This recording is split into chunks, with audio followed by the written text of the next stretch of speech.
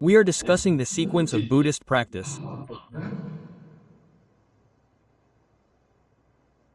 This refers to the stages of understanding, practice, and realization, which are often mentioned in Buddhist scriptures. First, you must have faith. If you don't have faith in Buddhism, you won't be able to accept it. However, generating faith in Buddhism is actually not easy. In worldly matters, it's often called destiny or fate. In Buddhism, it's called good roots, merit, and karmic affinity.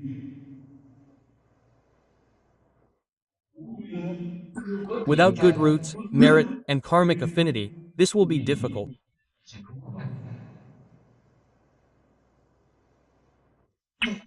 Let's think about this carefully. This statement is indeed very reasonable. When I was young,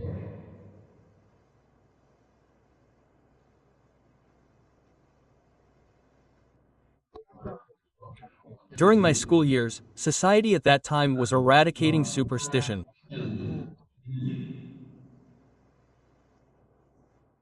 Everyone considered Buddhism to be superstition.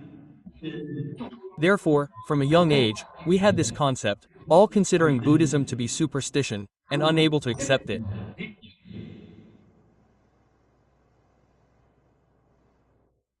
However, the outward manifestation of Buddhism was indeed superstitious.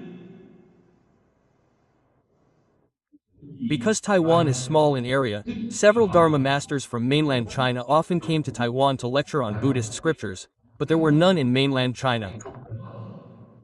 Only later did we understand that in mainland China at that time, there were probably fewer than a dozen Dharma masters who could lecture on Buddhist scriptures. Such a large country, such a large area, yet only in a few major cities were there Dharma masters lecturing on scriptures. Those of us living in rural areas, in small towns,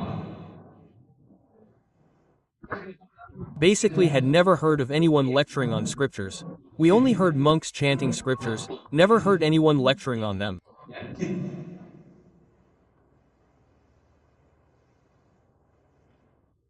Therefore, what was manifested was all about dealing with the dead.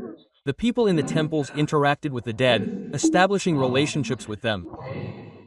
It seemed to have no connection with the living at all, and was completely unacceptable.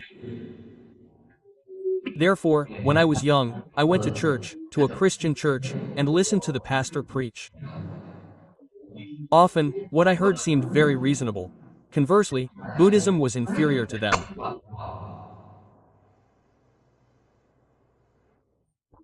Therefore, when I was young, I greatly admired Christianity and Islam. I was in Islam for 1 year and in Christianity for 2 years. However, I definitely couldn't accept Buddhism at first. After arriving in Taiwan, I wanted to study philosophy and studied philosophy under Professor Fang Dongmai. Professor Fang taught me that the ultimate goal was Buddhist philosophy. He told me that the philosophy in Buddhist scriptures is the highest philosophy in the world, the highest enjoyment in life. Only then did I suddenly understand that there was something so good in Buddhism. Unfortunately, no one knew about it.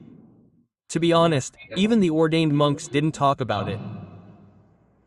You come to learn Buddhism, you come to chant Buddha's name, but why learn Buddhism? Why chant Buddha's name? The ordained monks couldn't explain it. So how could they teach intellectual people? Intellectuals are very stubborn and obstinate.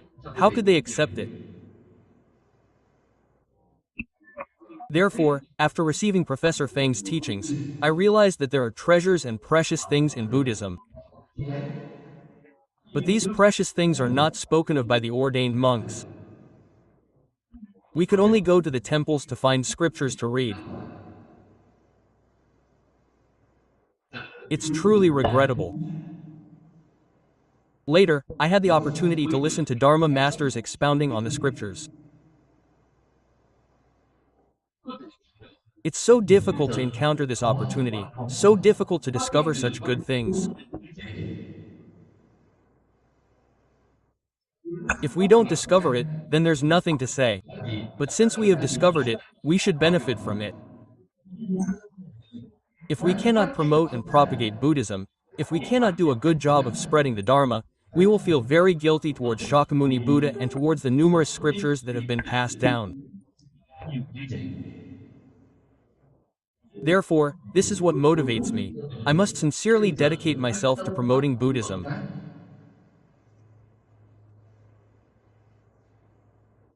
That's why I myself became a monk only after studying and lecturing on the scriptures. As soon as I became a monk, I started lecturing on the scriptures. I've been lecturing for 38 years now, and it seems I've never stopped.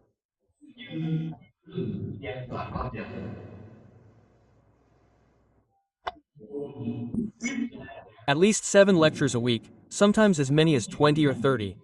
I've been giving 3 lectures a day for a long time.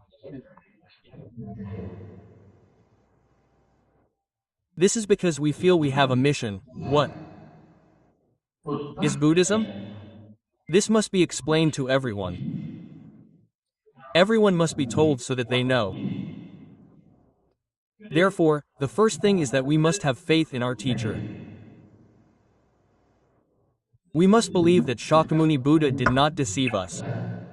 We must believe that the patriarchs and great virtuous masters of previous generations, who have passed down the teachings from generation to generation, are truthful.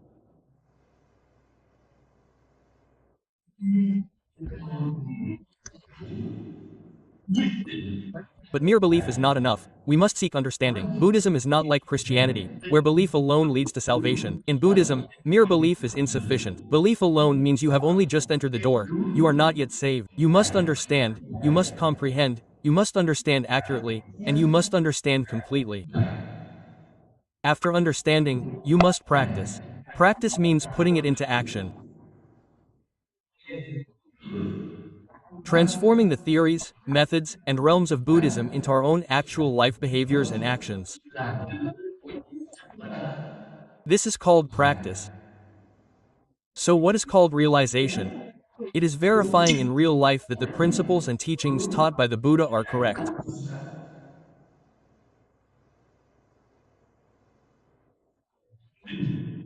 Proving that what I believed before, what I understood before.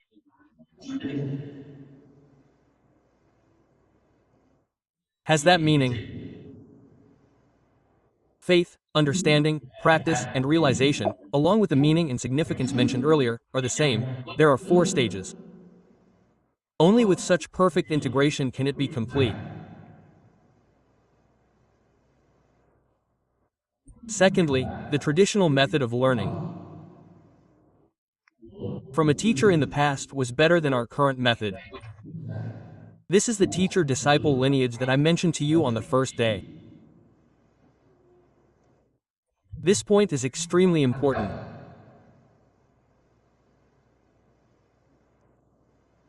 In the past, the teacher-disciple lineage in Chinese traditional culture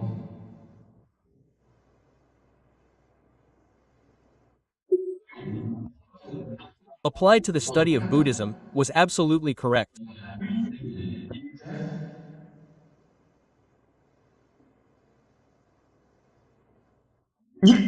It could definitely achieve the goal of teaching and learning. In Buddhism, we call this cultivation and attainment of enlightenment. This is truly achievable. However, today, the teacher-disciple lineage no longer exists. I am actually very fortunate to still have had some contact with a small part of it.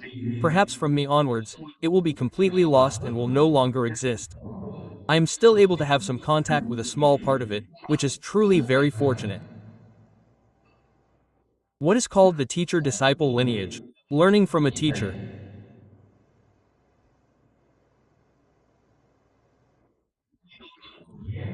When I was young, I liked to study philosophy, and I met Mr. Feng Dongmai, and I greatly respected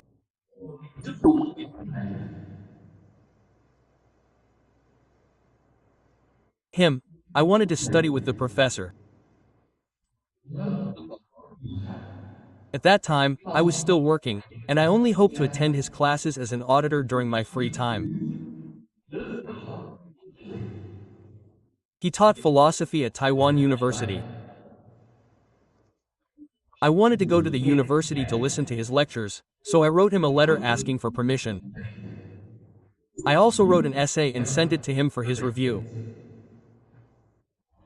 He replied to my letter and wanted me to come to his house to meet and talk. After our conversation, he didn't allow me to attend classes at the university. He told me that the university of 40 years ago was not the same as the university today. The university today is not comparable to the university of 40 years ago. The changes are too great. Teachers are not like teachers, and students are not like students. He said that if I went to the university to listen to lectures, I would definitely be greatly disappointed. He said this as if pouring a bucket of cold water over my head. There was no hope left. When I heard this, I felt very sad. Ultimately, he was very compassionate. He said, "Okay, then, every Sunday, you come to my house, and I will teach you for 2 hours." So I studied philosophy at a small round table in the professor's living room. It was a one-on-one teaching situation. At that time, I didn't understand. Only after studying Buddhism did I realize that this is called master-disciple transmission. Why didn't the professor let me attend classes at the university as an auditor? Because he wanted to prevent contamination. Today, this is called environmental protection. If I went to the university, I would definitely get to know many teachers and many classmates. Once I interacted with them, I would frequently talk to them, and my mind would be contaminated. Therefore, the professor wanted to teach me alone, so I would only listen to his words. In other words, besides the professor himself, I had no opportunity to interact with anyone else. When reading books, only the professor guided me. This was the professor's love for his student, truly for my benefit. If you follow two teachers, you will have diluted thoughts. The two people's teachings will not be the same. Ultimately, who is right and who is wrong? Trouble will arise. Hearing from 3 teachers is like being at a 3-way intersection, and hearing from 4 teachers is like being at a 4-way intersection. You don't know who to follow, and in the end, you certainly won't achieve anything. One teacher means following one path. This is truly compassion, so I am extremely grateful to my teacher. A student must be 100% obedient to their teacher. Therefore, it was through Mr. Fang that I came to understand the goodness of Buddhism, to recognize Buddhism, and to believe in Buddhism. When I studied Buddhist scriptures, I was also very fortunate. After only 1 month of reading Buddhist scriptures, a friend introduced me to Master Zhongjia. The master was a great virtuous practitioner of esoteric Buddhism, truly learned and virtuous. Looking at the master's appearance at that time, he was probably around 61 or 62 years old. I was 26 years old then.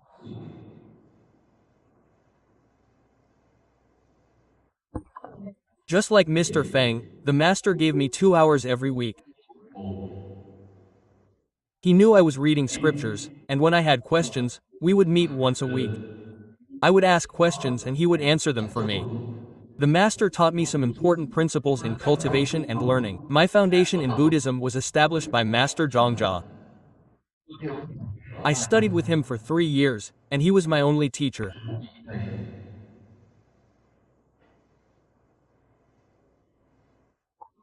Three years later, Master Zhongjia passed away, and I had no choice but to find another teacher. Layman Zhu Jingju introduced me to Layman Li Bingnan in Taichung. I followed Master Li for 10 years. The first time I met Master Li, he asked me, "Who did you study with before, and what did you learn?" I simply replied that I only followed one person. Master Li also greatly admired Grandmaster Zhang, but even though I only followed one Grandmaster, it wasn't enough. Master Li set conditions. If you want to study with me, from now on you can only listen to my lectures and teachings. Besides my lectures, you are not allowed to listen to any other Dharma masters, lay practitioners, or venerable monks. Quote. The second condition was even stricter. Whatever books you read, you are not allowed to read them without my permission. The third condition was even more stringent. I do not acknowledge or accept anything you learned from Grandmaster Zhang before. If you stay here, you must start learning from scratch. Quote.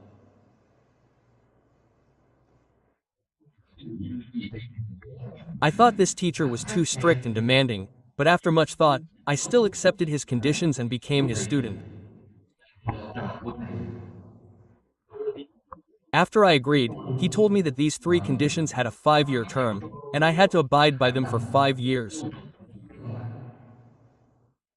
Furthermore, he humbly told me that his ability could only teach me for 5 years.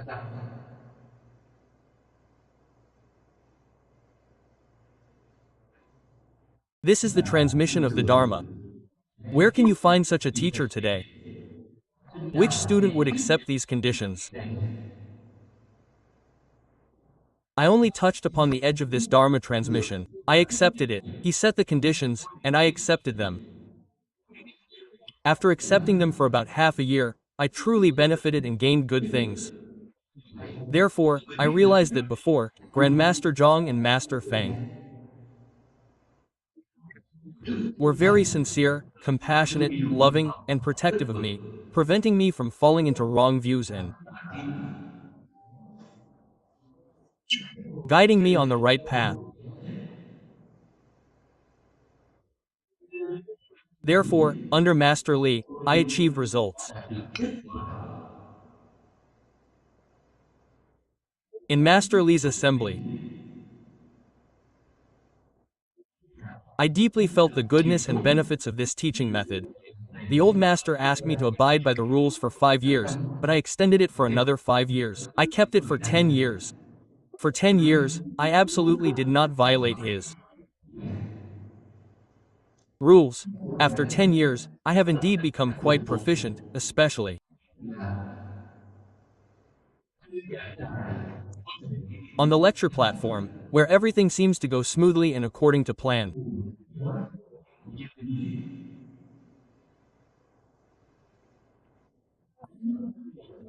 Previously, I had to prepare very carefully for lectures. After 10 years, I no longer need to prepare or write drafts. Therefore, if someone invites me to give a lecture now and asks me to prepare a draft, I absolutely won't go because I don't have this habit. I don't use drafts. Furthermore, I have another habit. When a topic is given, I then determine the time limit. If they give me a topic and ask me to lecture for 2 or 3 hours, I will definitely lecture without being off by a single second or minute. By the time the time is up, everything I wanted to say will be complete. Lecturing on scriptures is the same. I never prepared before, and after 10 years, I don't need to anymore. This is the benefit gained from my teacher's guidance. This ancient method of teaching is far superior to modern scientific teaching methods.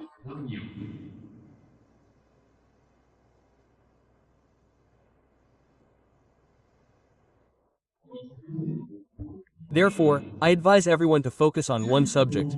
First, reading the Amitabha Sutra 3,000 times. What is the purpose of this? After reading it 3,000 times, your mind will be settled. Reading the sutra is practicing precepts. Read until your mind is pure. A pure mind naturally gives rise to wisdom. At that time, when you listen to the sutra, you will immediately attain enlightenment and understand. If your mind is not pure, and you have many wandering thoughts and zanyen, miscellaneous thoughts, even if Buddhas and Bodhisattvas come to lecture, you will not be able to attain enlightenment. The principle here is a matter of common sense. That fellow Buddhist practitioners must know the art of teaching in Buddhism. This traditional teaching method is an art. The teacher takes absolute responsibility for the student. They pay special attention to the student, guiding them to attain concentration and enlightenment. Such a teacher is truly brilliant, wise, and has effective methods. They show you a path to break through delusion and attain enlightenment. But if you don't listen, if you don't accept, then there's no other way, you must cooperate. You learn exactly as the teacher instructs. Only then can you succeed. This is the art of teaching. Besides this, it can be said that 2,000 years ago, Buddhist education had reached a high level of artistry, just like the Buddhist chanting music. Unfortunately, Buddhist chanting music has also been lost. It's not the chanting we hear today. If you listen carefully to the chanting today, you'll find it chaotic and confusing. We see records in ancient books. When people in the past heard the chanting, their minds became pure. Therefore, Buddhist chanting could purify the body and mind. This is music.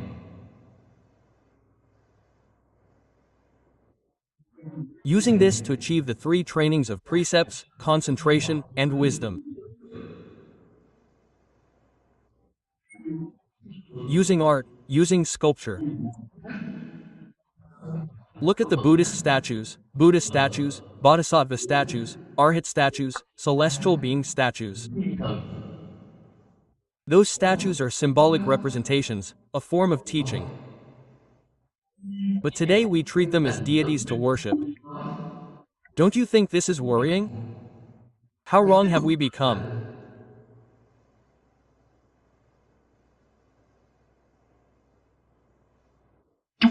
Let's take the most common example.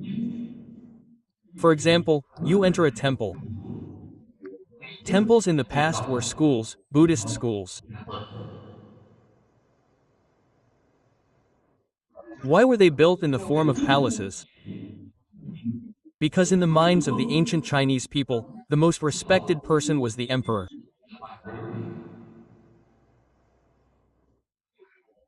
The emperor's residence was a palace, and the place where Buddhas and Bodhisattvas taught sentient beings was also built in the form of a palace.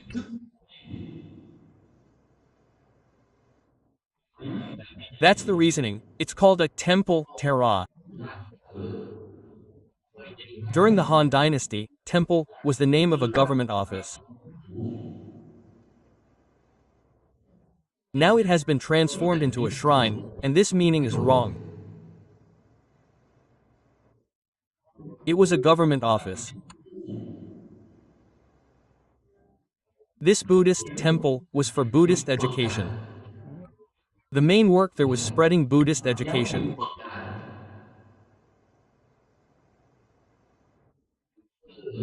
A Buddhist temple is like the Ministry of Education of Buddhism. After the later Han Dynasty, China had two important educational systems. The education of the state, which adopted Confucianism as its main philosophy.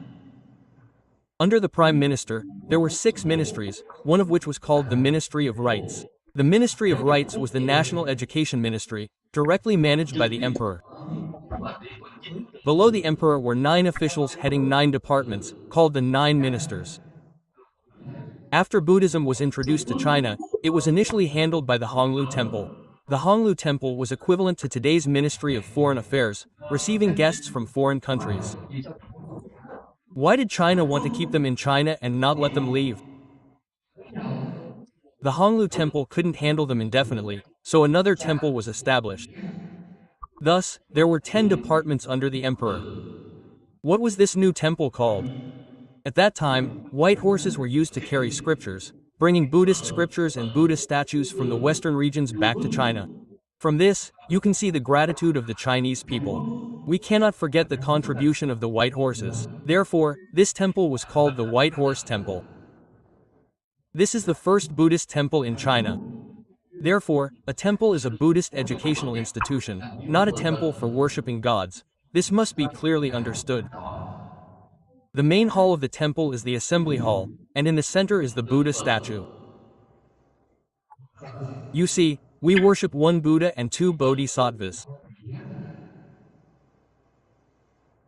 Why not worship two Buddha statues, or more Bodhisattva statues? It must be one Buddha and two Bodhisattvas. The Buddha represents the essence of self-nature. It represents this meaning. The Buddha represents our true mind and self-nature. The two Bodhisattvas represent the virtues inherent in our self-nature. They are divided into two main categories. One is wisdom, and the other is compassion. You see, we usually worship Shakyamuni Buddha, with Manjushri and Samantabhadra on either side. Manjushri represents wisdom, Samantabhadra represents practice. One represents understanding, the other represents action. The unity of knowledge and action embodies this meaning. In the Western Pure Land Trinity, Amitabha Buddha represents the essence of self-nature. Avalokiteshvara represents compassion, and Mahasthamaprapta Bodhisattva represents wisdom. Infinite and boundless wisdom and virtue. Having these two bodhisattvas as representatives is sufficient. A third one is not needed. This is symbolic representation. It's important to understand that these are not deities. They are teachings. When you see the Buddha statue, you should know what teachings they represent. The name Shakyamuni, the teaching of Buddhism, is the teaching principle for the current era.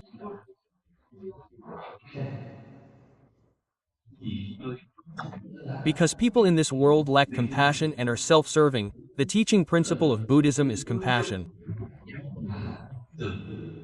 Shakya means compassion.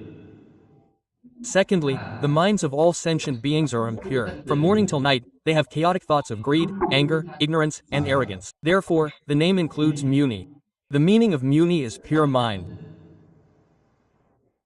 This shows where the names of Buddhas and Bodhisattvas come from. The name is the teaching principle for the current era.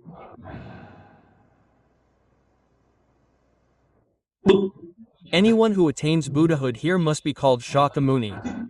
This is based on the mental afflictions of sentient beings, providing the appropriate remedy for each ailment. This is the meaning. Every Buddha and every Bodhisattva represents a profound meaning in the teachings. If you understand this, you will know immediately upon seeing them, without needing any explanation. With this understanding of Buddhist teachings, you will achieve great perfection. Let's give a clearer example. Usually, when we enter a temple, the first building is the Hall of the Heavenly Kings, the four Heavenly Kings. The four Heavenly Kings are called Dharma protectors. Who do they protect? They protect themselves. How do they protect themselves? These deities teach us these things. You can understand by looking at their names. The Eastern Guardian King, Dhritarashtra, represents fulfilling one's responsibilities in society. No matter what position you hold, you must fulfill your duties and responsibilities. Only then is it right.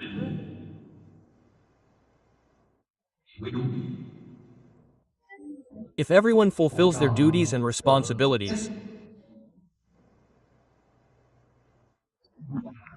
how can society not prosper and flourish? Therefore, we must understand this principle. He represents bearing responsibility. The Southern Guardian King, Varudaka, represents progress. Every day is a new day. Constantly striving for progress. You can't say, I've done this well, so there's nothing more to do. That's not possible. You still have to seek development and progress. The third is the Western Guardian King, Virapaksa. The fourth is the Northern Guardian King, Vaisravana. You can tell from their names that Virapaksa means seeing much, and Vaisravana means hearing much. Read many books and travel many miles. If you want to do your job well and improve yourself every day, you must see and hear a lot. These deities represent this meaning. Therefore, if you understand this, you will find it very interesting. They all hold instruments in their hands. The instruments have meaning. Look at the Eastern Guardian King, Dhritarashtra, who tells you to fulfill your responsibilities. In his hand, he holds a pipa, lute. What does the pipa represent? Adjusting the instrument. It represents that everything needs to be just right. Look, the strings of the pipa cannot be too tight. If they are too tight, they will break. If they are too loose, they won't produce sound. Adjusting them to be just right teaches you that in dealing with people and situations, you must pay attention to the middle way. You cannot go to extremes or fall short. He represents this meaning. The Southern Guardian King, Varudaka, represents progress. In his hand, he holds a sword of wisdom. Without wisdom, you cannot progress. If you want to progress, you must first have wisdom.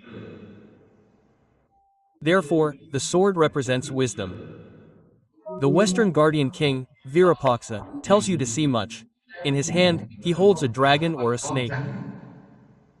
What does this represent? Dragons and snakes represent transformation. They symbolize unpredictable change. In this society, all people, all things, and all objects are constantly changing in a very complex way. You must observe meticulously. It represents transformation. In his other hand, he holds a pearl. Knowing that there is something unchanging within the transformation, you must grasp that principle and rule in order to control this dragon or snake. There is profound wisdom in this. The hand of the heavenly king of the east holds an umbrella. Everyone knows that an umbrella is used to prevent pollution. In a complex society, one must keep one's body and mind pure and not allow them to be polluted. Nowadays, people worship these figures as deities. Don't you think this is unfair? How many people understand this principle? In the center of the hall is the statue of Maitreya Bodhisattva. Maitreya Bodhisattva is smiling joyfully, with a very large belly. What does this represent? It represents a joyful heart. You should always smile when you meet anyone. A smiling face and a large belly symbolize tolerance and inclusiveness.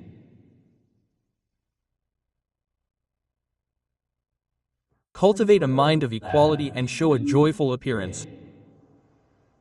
As a Buddhist disciple, when dealing with people and interacting with others, you must have a tolerant heart and cultivate a joyful heart towards all sentient beings. Look at this first architectural structure. It is a lesson for us. Therefore, the art of Buddhism is truly amazing and perfect. Once you understand it, you can't help but admire it immensely. It's not like the temples today with their overwhelming and suffocating incense smoke, which evokes countless emotions in those who see it. Okay, we'll stop here today.